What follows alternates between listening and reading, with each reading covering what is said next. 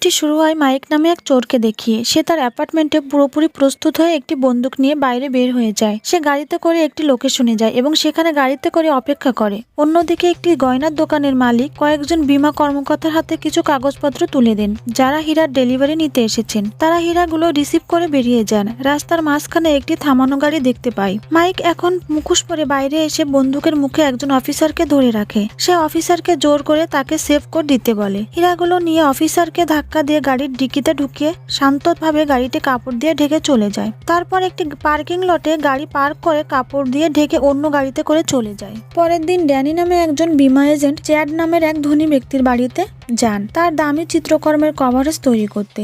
সেখানে থাকাকালীন তিনি চ্যাডের মেয়ে জেডের সাথে দেখা করেন, যে তার ফিয়ন্সে ইভা অ্যাডামের সাথে পরিচয় করিয়ে দেয় এবং বলে যে তাদের খুব শীঘ্রই বিয়ে হচ্ছে। অন্যদিকে আমরা দেখতে পাই গোয়েন্দা মার্ক এবং তার দল হীরা ডাকাতির অনুসন্ধান করছে। তারা ঘটনাস্থলে নকল হীরা পড়ে থাকতে দেখে মার্ক লক্ষ্য করেন যে চোর অফিসের ডেলিভারির সময়সূচি সম্পর্কে সঠিক জ্ঞান রাখে।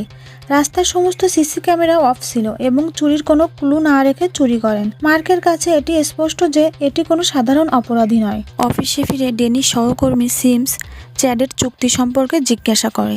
সে বলে যে কাজটির প্রক্রিয়া শুরু হয়েছে।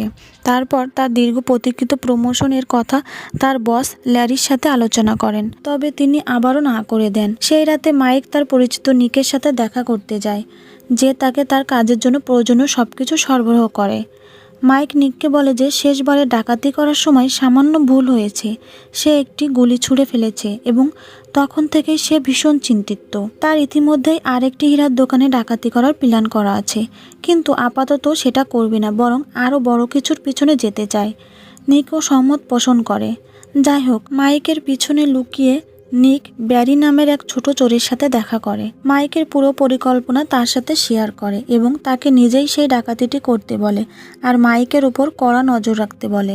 এক রাতে মাইক যখন গাড়ি চালাচ্ছিল তখন মায়া নামের একটি মেয়ের সাথে তার গাড়ির ধাক্কা খায়।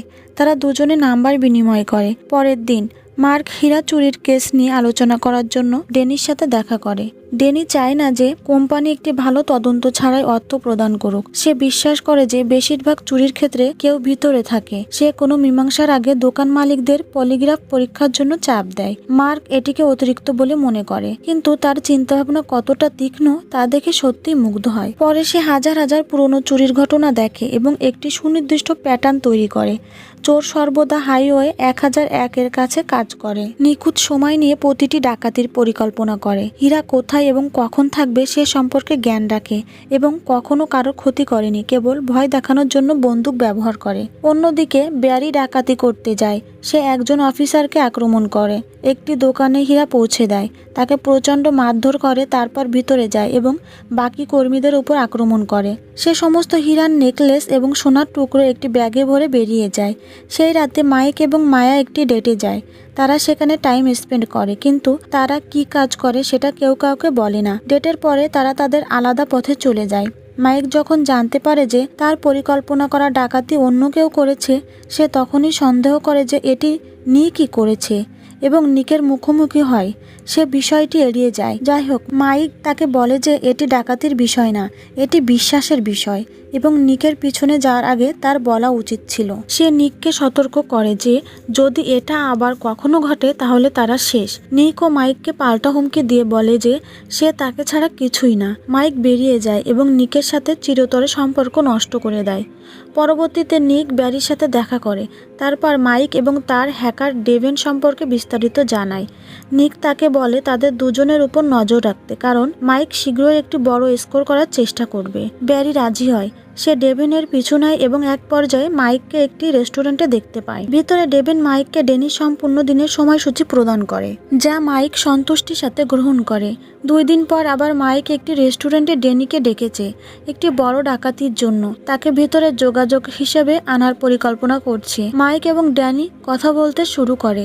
তারা দুজনে পরিকল্পনা শেষে সেখান থেকে চলে যায়। সেই রাতে মায়া মাইকের বাড়িতে আসে। তারা একসাথে ড্যান্স করে এবং কথা বলতে বলতে সময় কাটায়। তাদের প্রেম রূপ ধারণ করতে শুরু করে। পরবর্তীতে মাইক যখন বাইরে যায় তখন সে ব্যারিকে কাছাকাছি লুকিয়ে থাকতে দেখে এবং বুঝতে পারে যে সে তাকে ফলো করছে। মাইক নিজের গাড়ি পরীক্ষা করে এবং নিচে একটি ট্র্যাকিং ডিভাইস দেখতে পায়। 2 দিনের মধ্যে সে জিনিসপত্র গুছিয়ে একটি নতুন জায়গায় চলে যায়। প্রায় একই সময়ে ব্যারি ডেভেনকে খুঁজে বের করে এবং মাইকের পরিকল্পনা সম্পর্কে তার কাছ থেকে জোর করে তথ্য বের করার চেষ্টা করে। অন্যদিকে মার্ক শহরের বাইরে যায় এবং হাইওয়ে 1001 এর পাশে পার্ক করা মাইকের পুরনো গাড়িটি দেখতে পায়, যেটার গ্লাস ফাটা ছিল। সে নিশ্চিত হয় যে এটি চুরির ঘটনায় ব্যবহৃত গাড়ি। সেই সন্ধ্যায় ডেনি একটি আর্ট শোতে অংশ নেয়, যেখানে তিনি কিছু নতুন ছবি নিয়ে চ্যাড এবং ইভাকে ইন্স্যুরেন্স বিক্রি করার চেষ্টা করেন। মাইক সেখানে আসে এবং তারা দুজনে কথা বলতে শুরু করে। মাইক ছবিগুলো দেখে এবং ডেনির কাজ দেখে মুগ্ধ হয়। তারা কাছের একটা রেস্টুরেন্টে গিয়ে রাতের খাবার খায় এবং তার আসল পরিচয় খুলে বলে যে সে একজন চোর এবং দামি দামি জিনিস চুরি করে। সে কিভাবে চুরি করবে এবং কখন তার সঠিক সময় তার সকল তথ্য ইন্স্যুরেন্স কোম্পানি থেকে তথ্য পায়। তারপর সে সরাসরি ডেনের দিকে তাকায় এবং তাকে বলে সে 11 বছর ধরে একই কাজ করছে। সে যা করছে তাতে সে সেরা। সে আরো পেতে পারে, তবে তাকে ডেনির সাহায্য লাগবে। ডেনি কোনো অবৈধ কাজ করবে না বলে। মাইক বলে যে কখনো যদি তোমার ডিসিশন চেঞ্জ হয় তাহলে ইনস্টাগ্রামে তোমার পায়ের একটি ছবি পোস্ট করো, আমি তোমার সাথে যোগাযোগ করব। বের হওয়ার সময় সে লক্ষ্য করে ব্যারি এখনো ডেনির পিছনে পিছনে যাচ্ছে। মাইক গাড়িতে তার পিছু নেয় এবং তার গাড়িতে ধাক্কা দেয়। সে একটি কাছাকাছি সুপার মার্কেটের ভিতরে তাকে কোণঠাসা করে। সে তার বন্দুক ঠেকিয়ে তাকে স্পষ্ট বলে দেয় যে যদি সে তাদের দুজনকে আবার ফলো করে তাহলে তাকে শুট করে দেবে। ব্যারি পিছু হটে যায়। পরের দিন মার্ক তার দলের সাথে একটি চুরির ঘটনাস্থলে যায় এবং দেখে যে তার সহকর্মীরা একজন পালিয়ে যাওয়া চোরকে গুলি করে। গুলি চালানোর পর একজন অফিসার চুপচাপ ছেলেটির মৃতদেহের পাশে একটি বন্দুক রাখে, যুক্তিসঙ্গত প্রমাণ করার জন্য।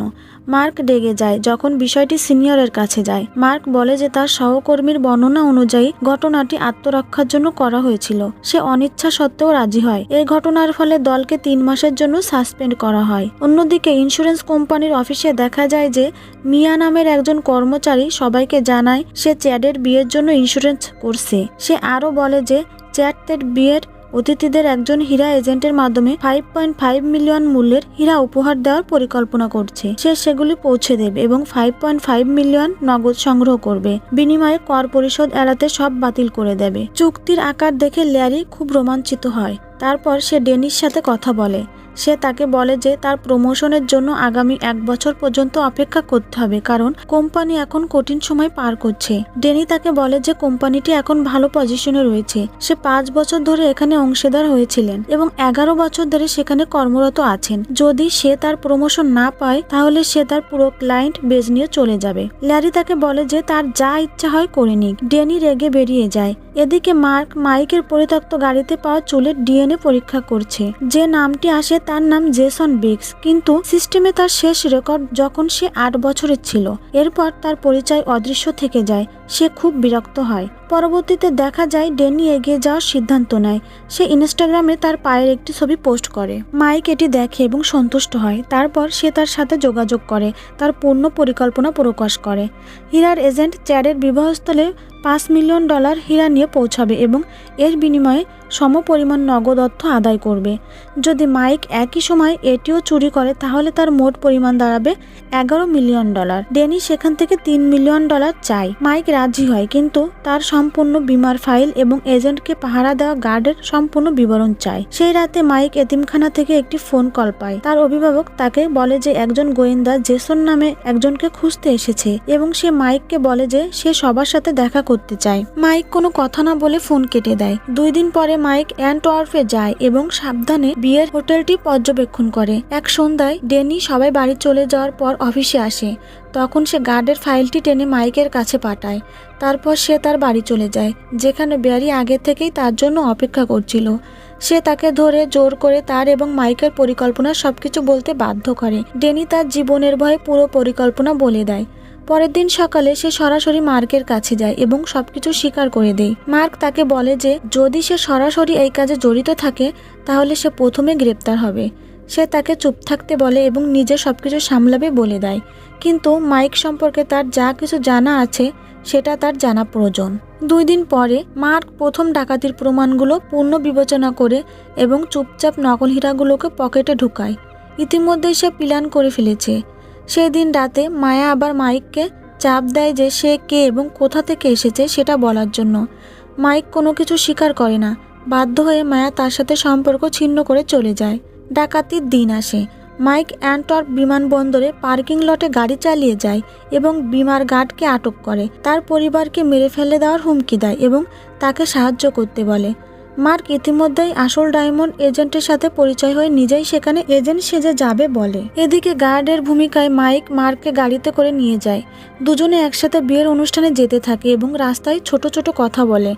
মার্ক বলে যে সে সবসময় গাড়ি পছন্দ করত, কিন্তু দরিদ্র হয়ে বড় হওয়ার জন্য সে একটি ভালো গাড়ি কিনতে পারেনি। মাইক শোনে কিন্তু তার চিন্তাভাবনা নিজের কাছেই রাখে। তারা হোটেলে পৌঁছে পেন্ট হাউসে যায়। সেখানে তারা চ্যাড এবং ইভাকে খুঁজে পায়। মাইক সাথে সাথে বন্দুক টেনে নগদ টাকা এবং হীরা দাবি করে। ইভা একটি ব্যাগ খুলে টাকা তুলে দেয়। মার্ক সেফ খুলে একটি বন্দুক বের করে মাইকের দিকে তাক করে। ঠিক সেই সময় ব্যারি এসে পড়ে। সে ডেনিকে জোর করে যে পরিকল্পনা শুনে নিয়েছিল এতক্ষণ সেটার অপেক্ষা করছিল। ব্যারি এখন সবাইকে বন্দুকের মুখে রেখেছে এবং সবাইকে মেরে ফেলার হুমকি দেয়। সে চ্যাটকে গুলি করে আহত করে দেয় এবং বলে যে সে সবকিছু নিয়ে যাবে আর সবাইকে মেরে ফেলবে। মার্ক বুঝতে পারে যে মাইক এখানে কারোর কোনো ক্ষতি করবে না। ব্যারি যখন তার বন্দুক মার্কের দিকে তাক করে তখন মাইক ব্যারিকে গুলি করে মেরে ফেলে। মার্ক মাইককে সবকিছু ছেড়ে চুপচাপ বেরিয়ে যেতে বলে। সে ব্যারির উপর সবকিছু দোষারোপ এবং তাকে হাইওয়ে 1001 চোর হিসাবে নামকরণ করে মামলাটি এখানে ক্লোজ করে দেবে। মাইক তখনই হীরা ফেলে দেয় এবং নগদে পালিয়ে চলে যায়। চ্যাড আহত হয় এবং ক্ষুব্ধ হয়। কর্তৃপক্ষের কাছে সত্য বলার হুমকি দেয়। মার্ক তাকে শান্তভাবে বোঝায় যে এটি করার উদ্দেশ্য 5.5 মিলিয়ন নগদ চুক্তি প্রকাশ করা হবে। ওই অঘোষিত হীরাগুলো জব্দ করা হবে এবং চ্যাটকে আইনি ঝামেলায় পড়তে হতে পারে। তার চেয়ে ভালো মার্ক যেটা বলেছে সেটা মেনে নেওয়া। এতে টাকা এবং হীরা উভয়ই নিরাপদে থাকবে। ইভা চ্যাটকে রাজি করায় এবং মামলাটি এখানেই ক্লোজ হয়ে যায় আর ব্যারিকে অপরাধী হিসেবে চিহ্নিত করা হয়। শহর থেকে বের হয়ে যাওয়ার পর মাইক একটি সিদ্ধান্ত নেয় যে সে আর কখনো এই কাজ করবে না, আর এটি তার শেষ কাজ ছিল। 4 দিন পর তদন্ত শেষ হয়। মার্ক একটি রুমে আসে এবং আসল হীরাগুলো বদলে নকল হীরাগুলো নিয়ে যায়, যা সে আগেও নিয়েছিল। তারপর সে ডেনির কাছে গিয়ে তাকে এগুলো গিফট করে। ডেনি তাকে ধন্যবাদ জানায় এবং মাইকের কাছে একটি মেসেজ পাঠায়। মার্ককে একটি লোকেশন পাঠায়। মার্ক সেখানে গাড়ি চালিয়ে গিয়ে দেখেন যে একটি নতুন গাড়ি পার্ক করা আছে এবং তার জন্য অপেক্ষা করছে।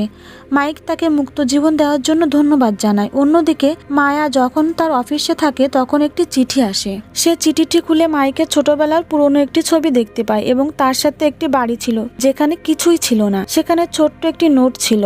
আর একটি বার কি সুযোগ দেওয়া যায় না? মায়া এটি পড়ে এবং হাসে। মুভিটি এখানেই শেষ হয়।